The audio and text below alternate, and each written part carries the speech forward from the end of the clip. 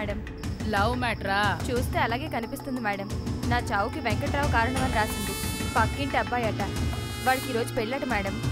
ఆ అమ్మాయితో నైస్గా మాట్లాడి తన జీవితాన్ని నాశనం చేసి ఇంకో అమ్మాయికి ఫ్రెష్గా మొగుడవ్వాలనుకుంటున్నాడే, వాడు ఎక్కడ ఏ కళ్యాణ మండపంలో ఉన్నా, ఎవరి మెళ్ళో తాళి కట్టినా కట్టకపోయినా వాడి కాళ్ళు చేతులు విరిచి తీసుకురండి. తొందరపడకండి మేడం.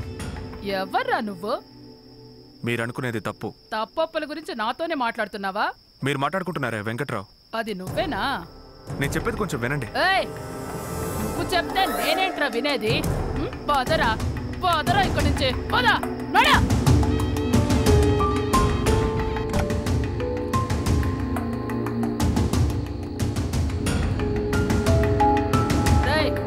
కాల్ తీరా. ఏయ్ జరుగు.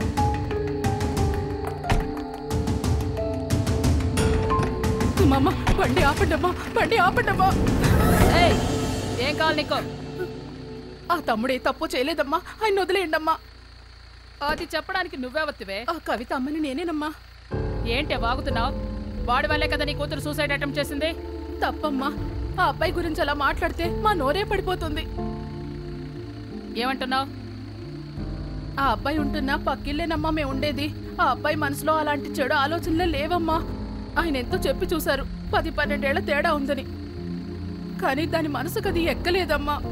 ఇప్పుడు ఈ పెళ్లి ఆపడానికి విషం తాగి అంత మంచి అబ్బాయిని ఇరికించాలని చూస్తోందమ్మా.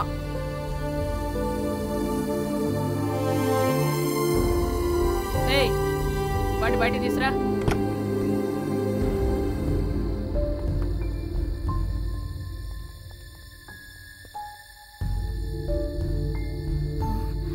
అమ్మా, ఎవరమ్మా ఇతను? వీడే కదా వెంకట్రావు.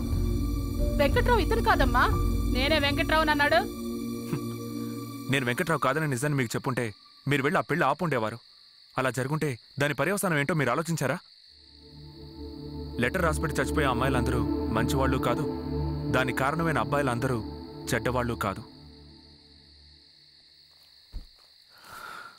ఇదిగోమ్మా, మావయ్య మీకేమన్నారు? సరే, ఇద్దరు స్టేషన్కి వచ్చి మీరు చెప్పిందంతా స్టేట్మెంట్ రాసివ్వండి. రండి.